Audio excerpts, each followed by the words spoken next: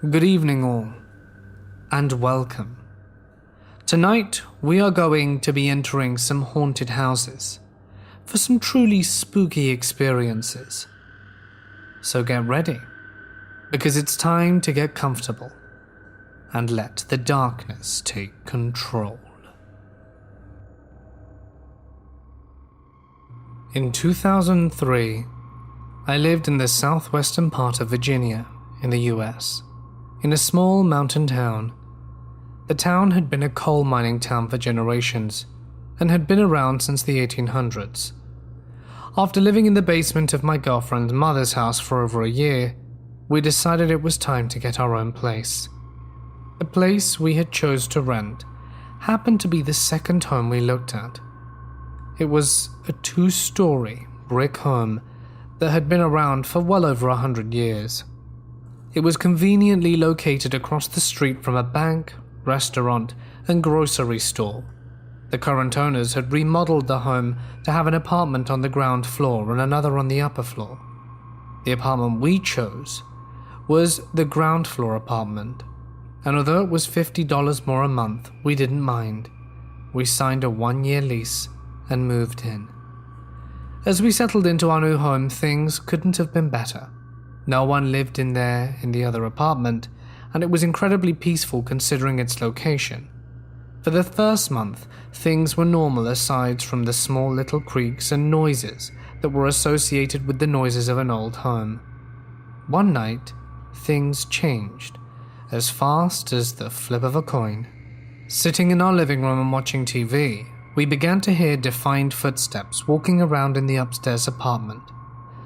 At first, I thought that someone must be moving in upstairs, and we both got excited to see who our new neighbors were. We decided we should go sit on our shared front porch and wait for an opportunity to introduce ourselves. After an hour or two, we gave up and went inside and bedded down for the night. For the next week, we continued to hear someone walking around but never saw our new neighbors. At this time, I worked a job that had me working various different shifts. One particular night I got home and my girlfriend asked if I could maybe talk to our neighbor about all the noise we were hearing. I obliged and went to knock on the door. After knocking a few times, no one answered and I gave up. I stepped out front for a cigarette and had a realization that I never saw a moving truck and no new vehicle was parked out front. And perhaps even more strange, the lights in the apartment never appeared on at night. At the end of the second month, as I dropped off my rent to the landlord, I asked about our new neighbors and was told the apartment hadn't been rented yet. I told our landlord about the noises. He said that wild animals must have gotten in somehow and he would stop by and look at the situation. He came by on a Saturday and we looked around the empty upstairs apartment and couldn't find a sign of anything. He told me it must be the noise of an old house, and I just had to accept that. I knew there had to be more going on, but I saw for myself that nothing could be making those noises. Life continued, and so did the footsteps. A few weeks later, we had some friends over for dinner, when the footsteps started again. My best friend started to remark about how loud our neighbors were, and I filled him in on what was going on. He was convinced that someone must be breaking into that apartment at night. With a little bit of liquid courage, we found a creative way to get the door open and went in to inspect. Once again, the apartment was empty, and I was at a loss. We locked up the vacant apartment, and that is when the conversation came up about the house possibly being haunted. And this was something that we would just have to accept. This conversation went on for a few hours between myself and girlfriend and our 2 best friends. In retrospect, I wish this conversation and exploration never happened, as the following day everything got worse. Our friends got up the next day and headed home. We decided to walk across the street to the grocery store and spent the next hour shopping. Upon returning home, we unlocked the door and walked into our apartment to discover every door and cabinet in the house standing wide open. This sent chills up my spine. From this point forward, we had a routine of checking everything before we left home. Every time we came home, everything was wrong. We experienced doors being opened that were closed, and lights or fans would turn on or off on their own. This wasn't an electrical issue, as the switches themselves would be flipped. The more that this happened, the more concerned we became. But we were under a lease, and although the events were strange, it didn't seem malicious. So, we stayed. As days went on, it escalated. One evening I was sitting in our spare bedroom, which is where our computer is located. My girlfriend comes walking in and asks what I need. Me being confused by this, I ask what she means, and she says she heard me call her name. I told her that I had not called for her, and she accused me of trying to prank or scare her.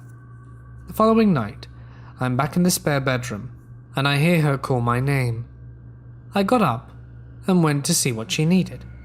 She hadn't called me and again accused me of trying to scare her. At this point, I'm starting to get really concerned, as disembodied voices can't be a good thing. This continued for a long time as we lived there, and it got to the point that my girlfriend would say my name and I would ignore her, as I thought it wouldn't be her at first. For most, this probably would have been enough, but yet we stayed. After about 4 months of living there, we received a knock at the door. I answered and was greeted by a nice lady that was around the same age as myself and my girlfriend. She stated that she had lived there before the remodeling and how much nicer the apartment looks. We agreed that it was nice, but asked her if she ever experienced anything odd while living there. She quite frankly said, "Oh, you mean the ghosts?" Yes. We were talking about ghosts.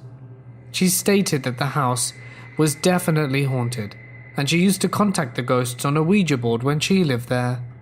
Then she asks if we would be willing to move into the upstairs apartment and let her have our apartment, as she wanted to move back to the home but couldn't handle the stairs due to her being pregnant. I politely declined, as my girlfriend was partially disabled after a car accident, and we chose this apartment specifically due to that. I could tell the girl was disappointed in hearing this, but she was cordial and gave us her number in case we changed our minds or if we decided to move, so that we could let her know. For the next month, things continued. They didn't escalate, but didn't get better either. At this time, the girl who appeared in our door a month ago was back, and she informed us that she was moving into the upstairs apartment and appealed to us again to switch apartment. We politely declined. She proceeded to move in. For the next month, things seemed to be getting better. Neither of us heard the voices, the issues with the doors and lights stopped, and any footsteps upstairs could now be justified. Just as we got used to normal life in the house, the activity started again. But now it was worse than ever. Now we had to deal with all the issues from before, and now new things were happening too. At times, you would feel breathing on the back of your neck, only for no one to be behind you. We started seeing shadows move out of the corner of our eyes, and began to have issues with light bulbs burning out prematurely, and batteries and devices draining at an unexplainable rate. At this point, we had less than 6 months left on our lease, and decided that we were moving when our lease ended. The experience we had in this apartment had put a massive strain on our relationship. At this point in time, my girlfriend was doing everything in her power to not stay in the house alone while I was working. On multiple occasions, she went to her mum's house and stayed there for days at a time. Every time she stayed at her mum's, she asked me to stay with her instead of staying in the house alone, but that would have added an hour to my commute each day. I would be lying if I said I wasn't scared, but I did it anyway. One morning I woke up after a long and mostly sleepless night. As I lay in bed trying to wake up, I hear footsteps in my apartment, and I know that I'm home alone. As I quietly get out of bed, I see my girlfriend walk past the bedroom door. This surprised me, as I didn't expect her to be there. I get up and walk in to find out what she is doing home, and realize that she isn't there. I frantically call her and explain that I just saw her in the apartment. She tries to calm me down, but explains that it wasn't her, as she was still at her mum's house over half hour away. Now I am scared and feeling alone. I decided this was too much and appealed to my girlfriend to please come and stay with me. I wouldn't have the strength to do it alone. She declined and said that the ghosts and/or demons don't care about numbers, and to deal with my stress I turned to smoking weed so that I could relax. But it didn't relax me at all. If anything, it only elevated my anxiety. It did, however, help me sleep, so I made it a routine before going to bed. One night, the guy who I used to buy my green off stopped by to drop some off. I gave him my address and told him to knock when he got out there. Instead of getting a knock on the door, I get a phone call from him. He says that he's out front, and that I shouldn't be sitting at home alone, and I should come hang out with him for a while.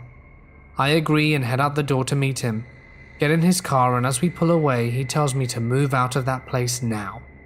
I of course asked him why, and he said that if he told me everything he knew about that place, I would never step foot in there again. I pushed for more, but he wouldn't tell me.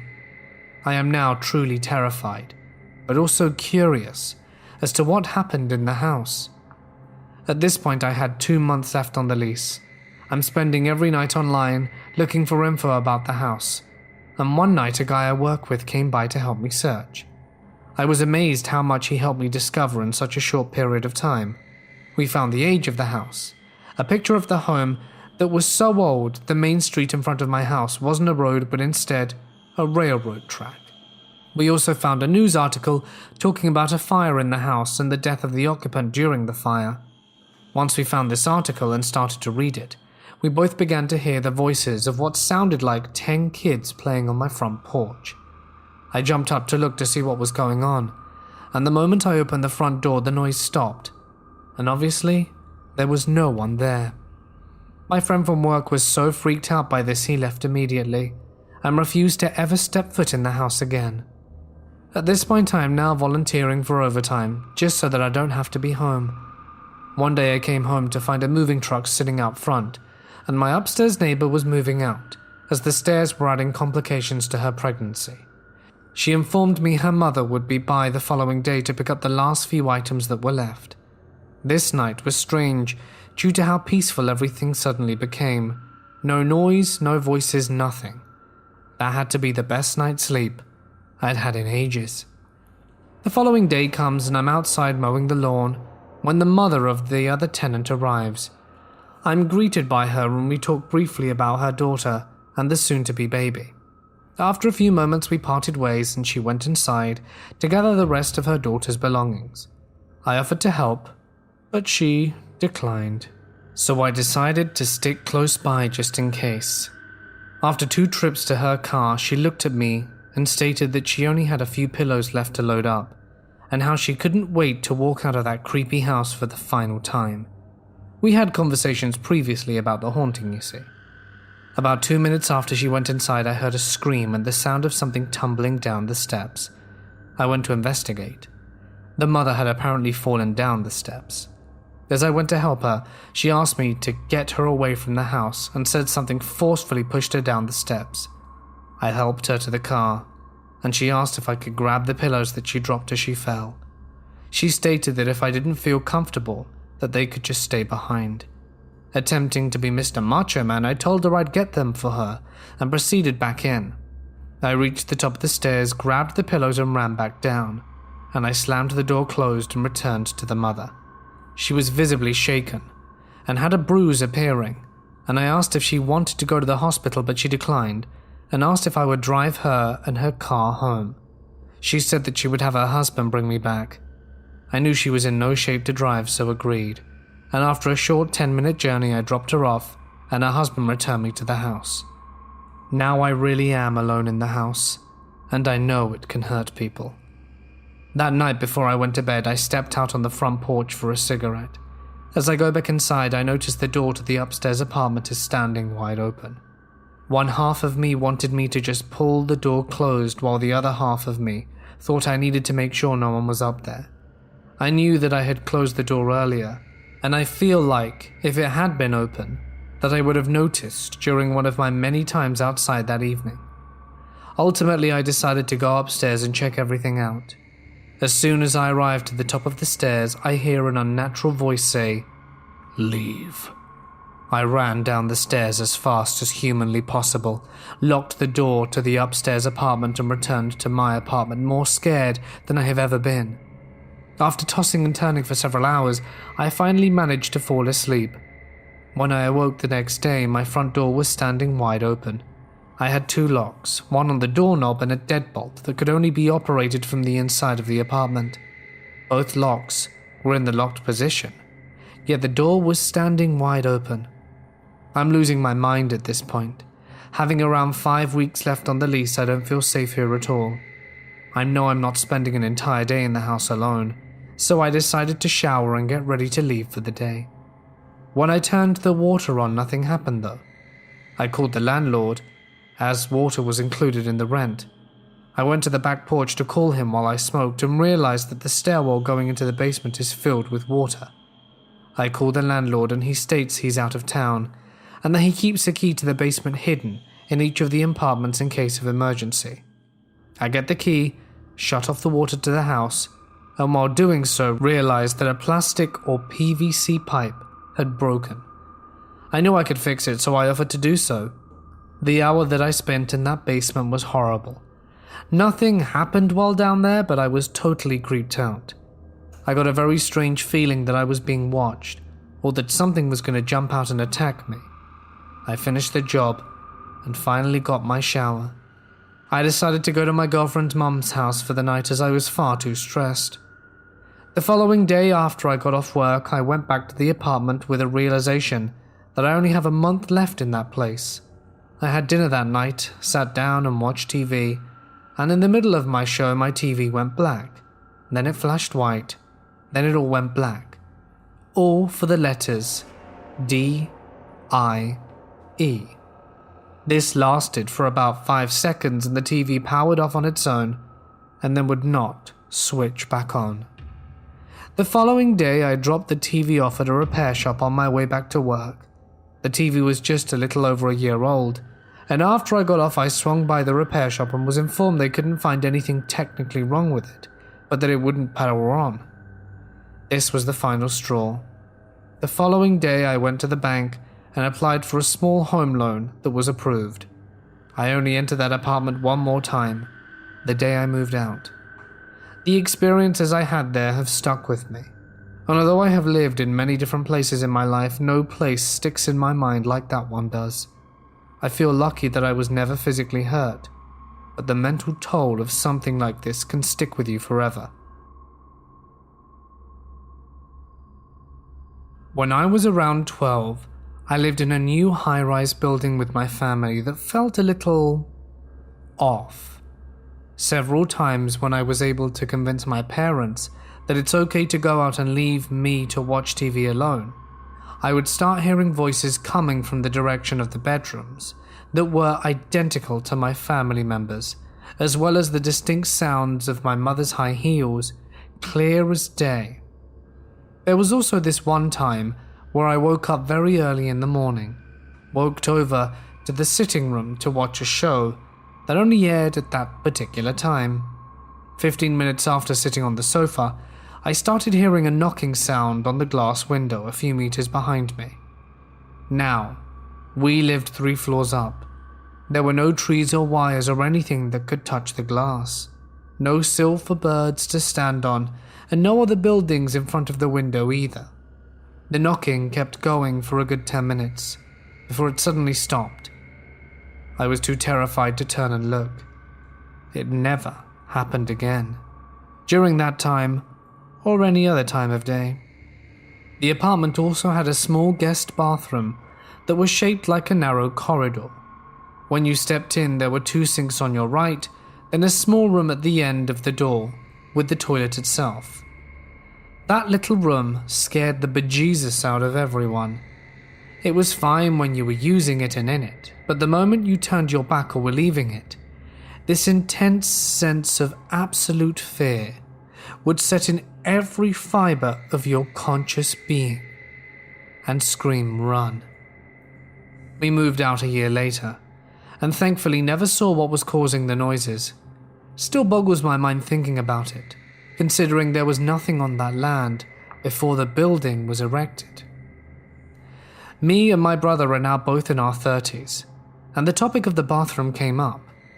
Before I told him how I felt, he said he was also terrified of going in there, though no one ever said anything about it at the time. To give some background, we are a young professional couple in our late 20s, and this happened 3 years ago. Personally, I've always believed in the paranormal, as I've had a few experiences growing up. My dad also works as a medium and paranormal investigator. He taught me to always be skeptical and look for a logical explanation, but my upbringing also gave me an open mind. In contrast, my partner Andy is not a believer in anything like that. He can sometimes be quite scathing on the whole subject. We were looking to move closer to my work in a town called Stroud, in the county of Gloucestershire, England. We had 2 cats, so it was hard to find a landlord that accepted pets. We saw this gorgeous property become available after a month of searching. It was a 16th century cottage on the outskirts of town. It had been used as a mill hop in the 16th and 17th century, and had then been turned into a residential property around the mid-1800s. As soon as we went inside, we fell in love with it. It had 2 large downstairs reception rooms, a spacious kitchen, and 3 big bedrooms upstairs. There was also a strange little door under the stairs that led to an enormous basement area. Walking around during the viewing, I did feel a little on edge, as the atmosphere in an upstairs bedroom and the front room downstairs felt a bit heavy. I reminded myself that it was probably just in my head, and we went ahead and put the deposit down to make it ours. On our moving day, the landlord met us and talked us through everything. He mentioned that the staircase was not original, and that it had been taken from a theatre in Oxfordshire and installed in the house. He was very good at working with wood. This might seem like a random fact, but we later had experiences on that staircase, so I do wonder if it held any residual energy. We moved in, and it was as stressful as any moving day was. We were both knackered by the evening, and once the bed was up, we agreed to have an early night. We chose a back bedroom as our main one, the one I had felt the heavy atmosphere in, as it was the biggest, and you couldn't hear the road from there. The house was right on a main road that led up to the Cotswolds Hills. We are lying in bed chatting when I felt the atmosphere change and get heavy and dark. I said as much to Andy, who told me I was just tired. Then slowly I started to see small slivers and blue lights appear in the air. They were about the size of a 5p coin and would appear gliding slowly through the air, leaving a glowing after trail behind them. I pointed them out to Andy and was surprised when he said that he could see them as well. As we were facing away from the road, I don't think it could have been car headlights, and they moved in arcs and erratically anyway. This lasted for about 10 minutes, and then they slowly faded away and the atmosphere lifted. I was surprised that we had both witnessed it. Andy took a picture, which you can see on screen. From that day, we started to have small little things happen around the house. One of the most common was to hear footsteps walk up and down the stairs and landing. This scared me very much when I first heard it, as I would often be home in the evening and would be alone when I did. It was loud enough for me to think it was a burglar and to hide in the back room and call Andy. Of course, when we checked, no one was there. It was certainly too loud a noise for our cats to make, and we believed they were downstairs with me at the time anyway. Another occurrence was that objects and ornaments would be moved around. We would find heavy ornaments carefully placed on the floor, and also in the hallway, a whole room away from where they had been originally. I also used to randomly find large pine cones placed on the stairs and on the sofa. We were not near any pine trees, and did not own any pine cone ornaments. This was all bearable, but I did feel uncomfortable on my own, especially in the front room of the house, which was a long, panelled reception room with a big fireplace. The fireplace had a heavy iron grate that we also would come home to find moved across the room seemingly by itself. It always seemed like someone was standing in the corner of the room watching me. I felt silly saying this to Andy, but at a later date he also said that that particular corner made him feel watched. A year went by with these small strange things happening. We were mostly unconcerned with it, until the activity seemingly started to get more intense. One of the first things to happen was the basement door started opening by itself. This was strange as it had a knob you had to physically turn to open, and then pull it quite hard. It would also jam quite easily, and I had to get a knife to unjam it often. We would then come down in the morning, and it would be wide open, sometimes with the basement lights on too. Our electrical also seemed to go haywire at this point. My partner had a computer tower in our bedroom with a large push-down button that you had to hold down to turn it on. It made a loud, very characteristic whoosh sound when it started up. It started to turn itself on quite often, noticeably at 5 a.m. when we were both asleep. I'm a very light sleeper, so it would always wake me up. Now we have kept that computer in motion since, and it has not turned itself on in that manner. The TV would turn itself on though, as would the lamp that we kept in our bedroom. I would wake up to the light being on full whack. It had an adjustment slider. Our bedroom window would also open itself in the middle of the night. It had a heavy latch that I could hear unhook itself, and it would then swing open and crack loudly against the side of the house. When we first moved, our bed was directly under this window, which made me uncomfortable for some reason. Hearing and seeing it open in the night was incredibly unnerving. We did then move the bed, and I felt a little more comfortable afterwards. One of the scariest things was that we would start to hear voices around the house. If either of us used the toilet on the landing, we would sometimes hear what I can only describe as a deep male mumbling outside the door. This sometimes happened when either one of us was on our own in the house. Andy also experienced someone tapping on the door, which I also heard from downstairs. I frequently heard my name called from different parts of the house by a female voice. Stupidly, I did make my own Ouija board from paper and tried to contact the spirit to see what it wanted. Nothing happened, except that I felt very uncomfortable afterwards. So much so that I picked the makeshift Ouija up and put it in the rubbish bin outside. 2 days later, the Ouija paper reappeared on my coffee table seemingly unmarked. This scared me so much that I then burnt it. I did question Andy, but he had no reason to go through the bin and would not have been remotely interested in the Ouija anyway. Around this time, I asked my dad to come over for lunch one day, and he brought his dog, a lovely big Akita, with him. He was a very gentle dog who rarely growled and got aggressive. The dog was incredibly reluctant to come through the front door, and when he did, we couldn't make him move from a spot just below the staircase. He stood rigid, all fur on end, ears back, and growled up at the stairs. He did this for about 20 minutes, and then yelped and ran into the front room. The cats were safely popped in the back room downstairs, and there was no one else in the house but me, my dad, and the dog. Andy would cycle home on an evening after work. Now, as he cycled up the road, the side of the house would become visible. You could see the kitchen, the upstairs bathroom window, and also the window to our spare room upstairs. On this particular evening, I was cooking in the kitchen downstairs and saw Andy's bicycle lamp approach from the road. I waved, and he waved back and came inside. When he came in, he said, "Oh, I didn't know you had your sister over." I was baffled as it was just me and told him so.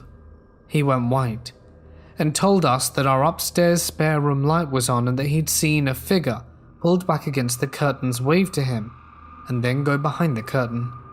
We both ran upstairs, and of course there was no one there at all, just the light on that I had not turned on.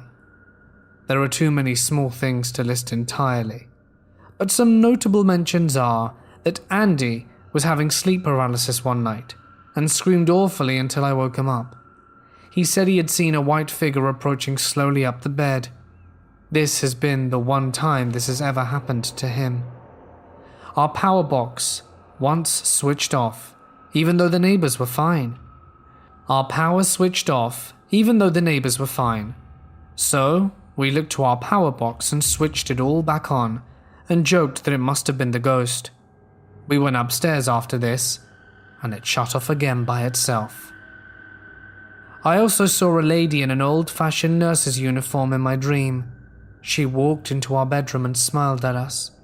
There was an ornament that was flying gently off the unit while I watched, and then it landed gently to the floor. Towards the end of our tenancy, we had two things happen that stuck with me. It was a stressful time and the atmosphere was not great anyway. One night we were both in bed reading. On the back of our bedroom door was a hook, and on the hook I had hung a fairly large slate heart. We were reading quietly when we both suddenly looked up at the door.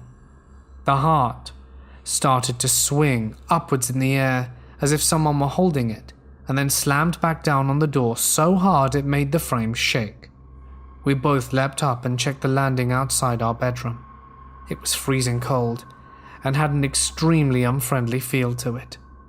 On our very last day, we had help from Andy's parents. I had hung up the original pictures back on the wall in the front room. They were all very secure. I can't remember properly, but I believe that we had an altercation with a rude neighbor over parking, and Andy and his mum got very agitated. We all stood in the hallway, and there were some raised voices. Suddenly there was a huge crack from the front room. The pictures that I had just hung carefully were all on the floor. The string was intact, as were the hooks that I'd hung them up on, and we all made a hasty retreat. It's also worth mentioning that since we've lived there, the house has had quite a lot of different tenants, who all seem to move out within a few months. Seems we're not the only one who are plagued by paranormal activity. This happened about 7-ish years ago, when I was 17 and living independently for the first time since leaving the local children's home. The building I lived in was a very old stone cottage that was once used as a pigsty before being converted. On a caravan site that used to be a farm, the place was always freezing cold and always had a weird vibe about it. And a bunch of odd things happened there, but this was the main thing that stuck with me by far. At some point while living there, probably around the 6-month mark, I lost my keys. It didn't matter to me much, because it was so out in the sticks in rural Wales, UK, that I felt I could confidently leave it unlocked, with no bother, and I was able to get spare keys for the other ones that were on the ring. While not being too worried or thinking that finding them was very urgent, I did search the place from top to bottom several times over the next 7 to 8 months, but never found them, nor did I come across them when I organized cupboards, drawers, or moved furniture around. They were completely gone. One morning I woke up around 10ish and came straight through to the kitchen. The place was a long rectangle with 4 rooms in a row from right to left, bedroom, kitchen, bathroom, and a tiny hallway with front door, living room to make myself a coffee as usual. And there, right in the middle of the kitchen counter in front of the coffee pot and the kettle, as if I had just left them there the night before, were my keys. As you can imagine, I was floored by the perceived nonchalance these inanimate objects were just sitting there with, and instantly my thoughts turned to sleepwalking, downright forgetfulness, etc. But I knew in the back of my mind that none of these explained it. I went to grab them, and instantly dropped them because of the searing pain in my hand. They were hot, like metal baking trays straight out the oven hot, like they had been sitting under the sun on a corrugated metal roof all day in high summer heat. I made myself coffee, making sure not to touch them, and left them there all day and eventually picked them up and hung them on the hook next to the door, and didn't lose them again. Some other strange things that happened are as follows. I would sometimes hear a woman crying outside my window during winter, when there were no guests staying in the caravan or camping section of the park, which was in a different field anyway. Repeatedly, I'd wake up to find a suited man sitting on the end of my bed in the middle of the night. I'm not sure if it was a dream, but it never felt like one. Doors kept opening and closing that I knew were not opened or closed beforehand. Wardrobes being opened and things being dragged out of it while I was out of the room. This happened a lot, no matter how many things I stacked in there. The door on it was one of those that you had to push inward for it to release the catch and open outward, if you get what I mean. The TV would turn itself on and off, flickering lights and bulbs breaking way more than normal. Extra cold and hot spots throughout the building, which I often walked through or felt forming and disappearing next to me. I used to sleep with an electric blanket under my bottom sheet and 2 or 3 blankets on top of me, and occasionally would wake up freezing with 1 or 2 of the top layers on the other side of the bedroom. There was no way I could have kicked them that far in my sleep. Once I woke up with my bed a foot away from the wall. It was a divan bed with wheels. We are not in an area that experiences earthquakes or anything like that, so how did it move? I moved out when I was 17 and social services don't put kids there anymore due to some unrelated issues that I had with the landowner, which I am glad about in many respects. If anyone has any questions, feel free to ask in the comments. In summer vacation, I had to spend time with my grandparents for a while. Mind you, their house is in a remote village surrounded by a pretty dense forest. Overall, it just looks sketchy. I figured it wouldn't be any harm me spending some time there, so I just went there, unpacked my things, and started chilling around. First day, no big deal. Second day, all good. Now the third day, different matter. During the day, I had to go get some things from the second floor in order to prepare the food, so I just started going up the stairs. Suddenly I heard some kind of low voice, like a whispering. It sounded completely silent, so I was not able to determine what it was. I just figured it would be the wind, or these kinds of echoes that sound inside our heads sometimes, you get me. I got the things, and down the stairs I went again. Now, that sound got louder. I still couldn't make out what it was, but it sounded every time I went down each stair. So now I was more suspicious. But even then, I just kept minding my own business. Night came and it was time to go to my room, which unfortunately enough was also on the second floor.